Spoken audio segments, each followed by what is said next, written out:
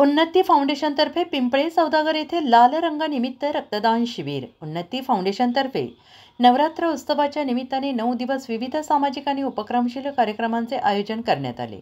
या उपक्रमाअंतर्गत आजचा रंग लाल असल्याने रक्तदान शिबिराचे आयोजन करण्यात आले होतं। या शिबिराला नागरिकांनी उत्स्फूर्त असा प्रतिसाद दिलेला आहे। अनेक रक्तदात्यांनी पुढाकार घेत आपले मौल्यवान रक्तदान करून समाजाच्या प्रती आपली सामाजिक जबाबदारी पार पडली आहे। या रक्तदान शिबिरात लायन्स इंटरनॅशनल क्लब तसेच आधार ब्लड सेंटर यांनी रक्तदान करून सहकार्य केले। रक्त संकलनाचे काम मकरंद शहापूरकर आणि त्यांच्या कार्यतत्पर टीमने यशस्वीरित्या पार पडले। या कार्यक्रमाच्या यशस्वी आयोजनाबद्दल उन्नती फाउंडेशनचे पदाधिकारी आणि कार्यकर्त्यांनी समाधान व्यक्त केले। अशा उपक्रमामुळे नागरिकांमध्ये सामाजिक बांधिलकीची जाणीव अधिक दृढ होत असल्याचं मत व्यक्त करण्यात आलेलं आहे। एकंदरीत आज आपण जो काही लाल कलरचा जो दिवस मानला जातो त्या दिवसाच्या निमित्ताने आज रक्तदान शिबिर ठेवलं आहे। किती जणांनी या ठिकाणी रक्तदान शिबिरामध्ये भाग घेतला आहे? नमस्कार, मी संजय बिसे बोलतोय, उन्नती सोशल फाउंडेशन अध्यक्ष। आमचं एक उन्नती सोशल फाउंडेशन 9 दिवस हे प्रत्येक कलरचं आम्ही 9 दिवस देवी आपल्याला पहिल्या दिवशी पांढरी साडी घालते, दुसऱ्या दिवशी रेड साडी घालते।